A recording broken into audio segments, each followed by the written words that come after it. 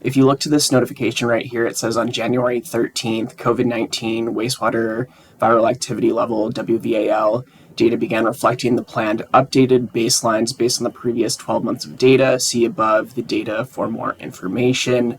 And about the data is down here, and it has the scales.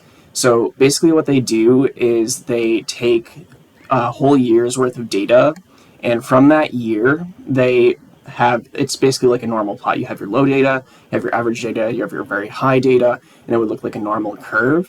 And from this, they take the 10% of the bottom of that normal curve, and they say this is our baseline data, and then however many standard deviations away from that 10% is, that's what's going to be your viral activity level. So if it's 1.5 standard deviations away, that's going to be minimal.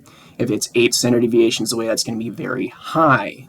Now, as we'll see in this video, which is about a year old, as of November 29th, 2023, the CDC made this change from just showing the wastewater data as is at each location to doing this data processing to the viral activity level as of November 29th, 2023.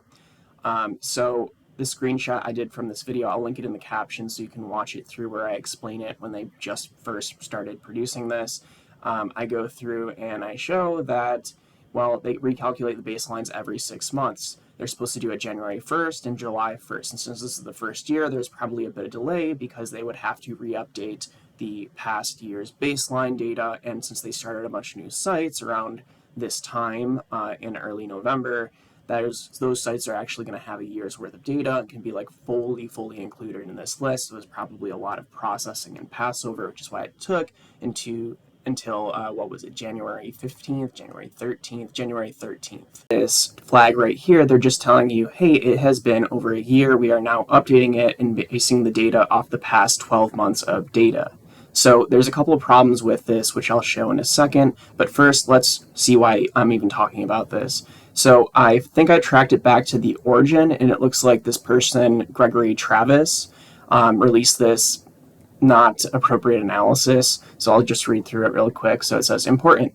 The US CDC has announced that going forward, reported SARS-CoV-2 wastewater levels will be normalized to an endemic baseline. 0 on this baseline will be levels in the previous year. What this means is that the level of SARS-CoV-2 virus circulating in the environment will be reported in the difference between current readings and the readings of a year ago. If January of 2024, the reading was 1,000, and January 2025, it's also 1,000, at least wastewater levels will be reported as 0. It is difficult to fathom just how cynical this is, blah, blah, blah, blah, blah. The first chart here is SARS-CoV-2 wastewater levels from 2022 to present prior to baseline normalization. The second chart is the same thing, but just for 2024. The third is a predicted chart for 2025, and we can look at these charts. So this is before their baseline change. This is, I think, after, and this is their predicted.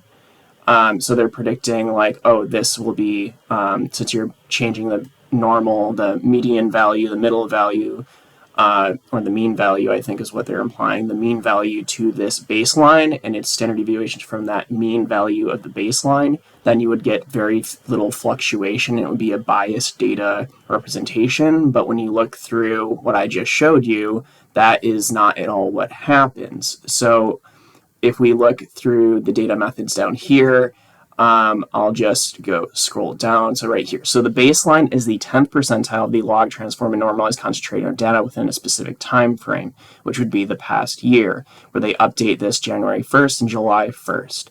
So that's blatantly not true. What I told you at the beginning is what the truth is. It's using the 10th percentile of the past year's data. So whatever highs and then lows, the low values would be whatever the 10th percentile of the low value. So I'll show you an example here on wastewater scan using the theory. So as you'll see here, we have high periods, we have low periods, we have high periods, we have low periods, and it cycles. So what it's going to do is it's going to look at this entire data over the course of a year. It's going to plot all the different values, all the average values.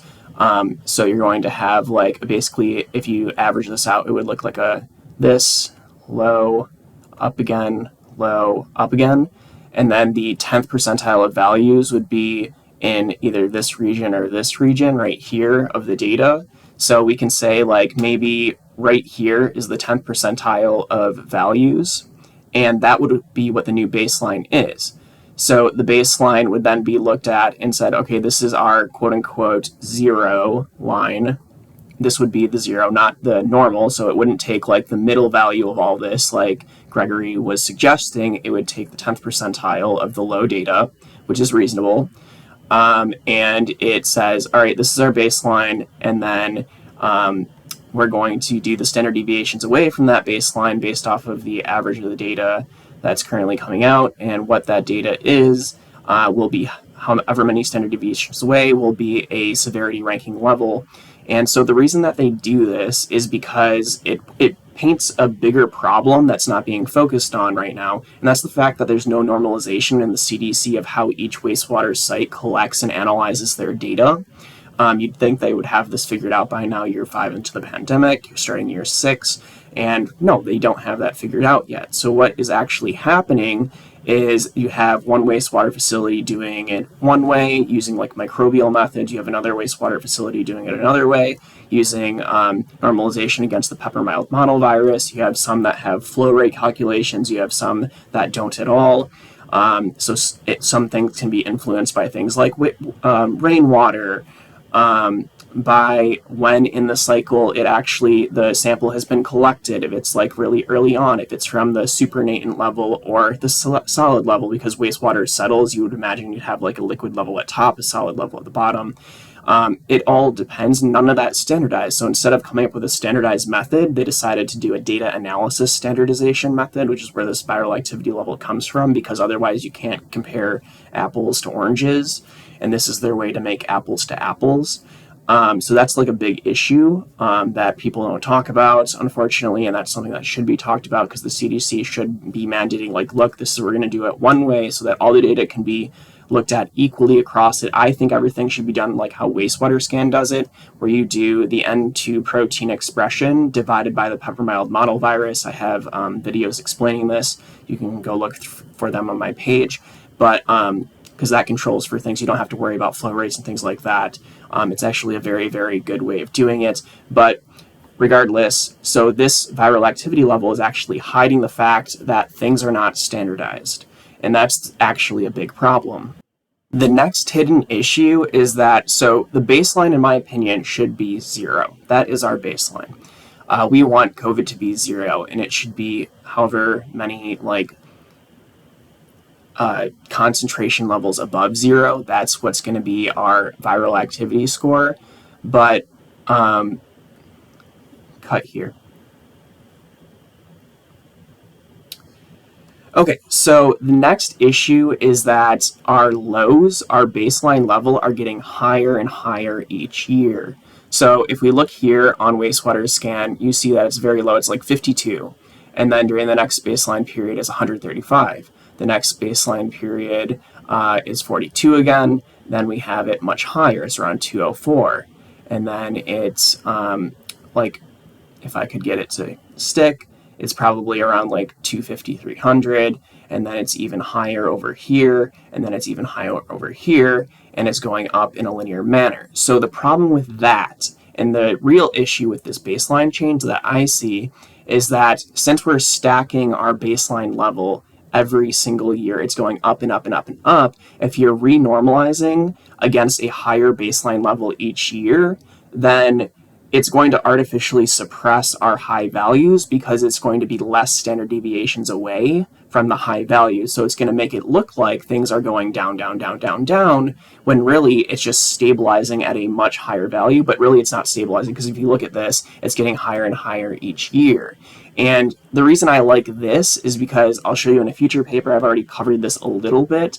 The N2 to N1 ratio, which is how PCR tests are detecting and quantifying the wastewater signal of COVID, has been altering, which is resulting in measured values that are lower than the true values. So I think Wastewater Scan, in my personal opinion, is actually the best source for the representative of what's happening right now. Some people don't agree with this, but this is my personal belief. Based off of the available evidence. What they do here is they do the N2 protein gets measured. That one seems to be more stable than the N1 protein. So I think it's still a good choice, a good selection, and they divide it by the pepper-mild model virus, which we just naturally give off in our excrement. This is at very standardized levels. So it's a good estimate of about like a population level, because you have more people pooping in an area, you have more pepper-mild model virus at the wastewater facility, and this has been standardized all the way back for a very, very long time, so it has a history at facilities. So you have that, and you divide by the N2 divided by this, you get your quantity of nucleic acids divided by PMMOV normalization. So I think this is actually like the true representative of what our wastewater scenario is, what our COVID scenario is, where it's going up and up and up and up each year. Because like what you see on like other things like the CDC, especially because they have the NWSS correction normalization, things seem to be going down, down, down, down, down. And I think there are two hidden things at play in there. I think one is this baseline that's increasing each year, which is artificially making it look like the highs are becoming lower. And also the fact that because there's no standardization in the process, so in Wastewater Scan, they only do this method, so it's standardized in all their facilities that they have here, the 148, even though this was recently reduced from 194 down to 148. It's better ways. I think this is the best way to do it. I think this is what should be standardized for all CDC platforms. I think this is a good way to do it. But so there's two hidden things. There's the baseline increase, which is making the values look smaller, and then also the fact that we've been finding that the N2 to N1 ratio is changing. We assume this to be 1-to-1, but this has been offset. So now it's looking like the measured value is starting in 2022, which was that really, really high year that everyone talks about. Starting in that year, January of 2022, and by June of 2022, we had about 30% decreases in the measured value from the true value. So what they're showing should be 30% to 40% higher than what is being measured, because of this change in the ratio, which affects how the experiment is performed, how the experiment is run, and what the measured results are. So there are two things that I think are artificially suppressing the data. Nothing what that Gregory Travis person said. I don't have anything against him. I don't know that person, but sorry, they're showing my thing there. But I think these are two very, very big issues that are going to come into play and that are going to make the data look like it's going down, when really it seems to be stabilizing at these high values and sort of progressively getting worse. Like if you look at the summers, you have like a low summer, a higher summer, about equal summer, and then we have an even higher summer this past summer. So like things seem to be like getting more dramatic, more chaotic in a way, in terms of our summer and winter waves. And yeah, so that's where I think the issues are right now. But finally, looping back around to these comments, these postings, we can see now, hopefully by this point, that no, this is not true.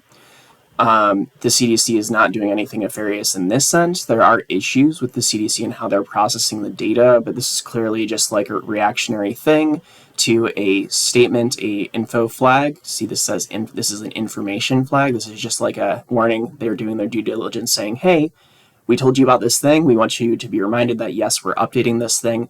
I'm guessing it took until January 13th instead of January 1st, because this is like first time doing it. Plus there is the holidays, and it delayed everything with the CDC's data. We really just started getting data this past July 17th or 18th, whenever the Friday was.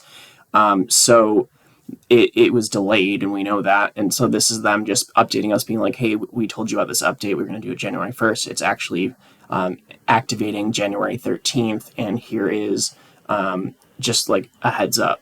And this person didn't really read through the stuff, didn't do any data processing, and took a bad conclusion through it, and it sort of sparked a lot of things that I've seen propagating outwards.